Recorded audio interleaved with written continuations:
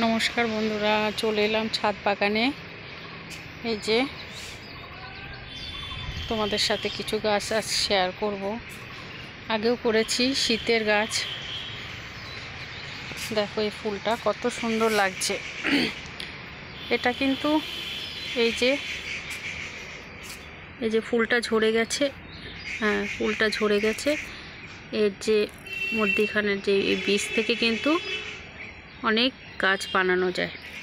বীজ পড়লেই চারা বেরোয়, সেই চারা নিয়ে টবে লাগিয়ে দিলে কিন্তু এত সুন্দর ফুল হয়। ফুলটা পুজো দিতে লাগে না, কিন্তু ছাদ বাগানের সৌন্দর্যটা বাড়ায়। আর চলো শীতের গাছ কিছুটা তোমাদের আজকে দেখাবো। শীতের খুব সুন্দর সুন্দর ডালিয়া ফুল এসছে। এই যে দেখো কত সুন্দর। আর এই যে হলুদ কালার, আমার প্রায় 1 বছরের ইচ্ছা বলতেই পারো। 1 বছর আগে আমি আমার ছাদ বাগানে 8 বছরেই লাগিয়েছিলাম ডালিয়া, কিন্তু হলুদ কালারটা হয়নি।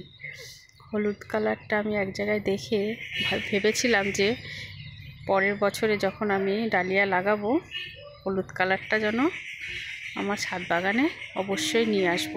কিন্তু গাছ নিয়ে আসার সময় বোঝাই যায় না, গাছটা এমন ছোট থাকে, বোঝা যায় না কোন গাছে কি ফুল হয়। কিন্তু এবার দেখো, মানে ইচ্ছা থাকলে মানে হবেই। এটা আমি দেখেছি।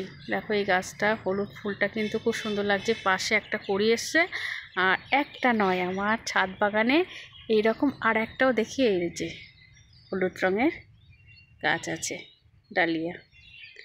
পাশেই একটা, দেখো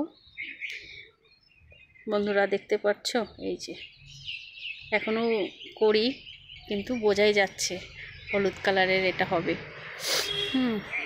দুর্দান্ত লাগছে, বাসন্তী কালারটা বাসন্তী কালার। আর ওইদিকে সাদাটা নষ্ট হয়ে গেছে, আবার দেখো এখানে একটা সাদা হয়েছে।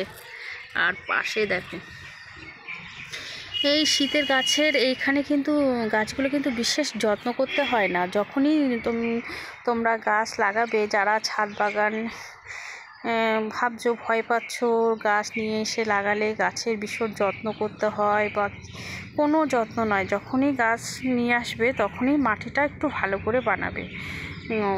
ভার্মিকম্পোস্ট, গোবর সার, আর ভার্মিকম্পোস্ট আর ওই কী বলে, হ্যাঁ ওই ওটা খোল, হ্যাঁ খোল যেটা খোল গুঁড়ো কিন্তু পাওয়া যায়, ওইটা মিক্স করে ভালো করে মাটিটা তৈরি করবে। তারপরে টবে নিচে খোলাকুচি দিয়ে, তারপরে মাটি দিয়ে, তারপরে বসালেই কিন্তু গাছে এমনই সুন্দর সুন্দর ফুল আসে।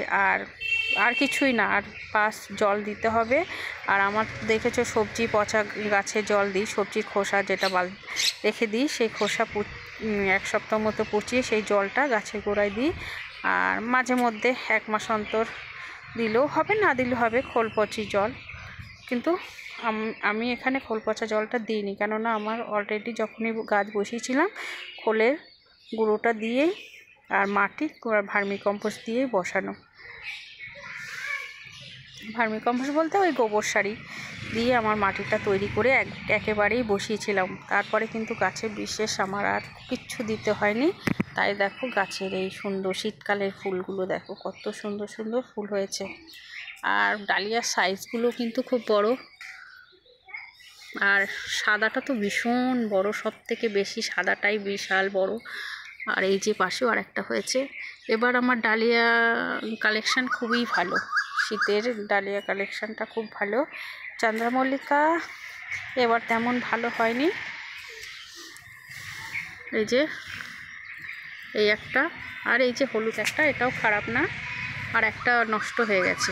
এই যা 3টেই আমার চন্দ্রমল্লিকার কালেকশানটা ভালো, আর তেমন ভালো না। আর ডালিয়া, প্রত্যেকটা ডালিয়া কালেকশানটা কিন্তু খুব সুন্দর। গাছ দেখলেই বুঝতে পারছো, গাছের পাতাগুলো গাঢ় সবুজ, আর ফুলগুলো খুব সুন্দর।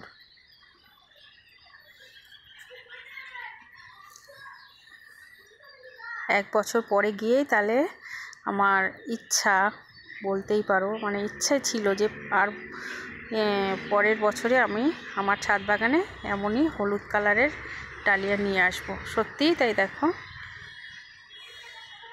আসলো আমার।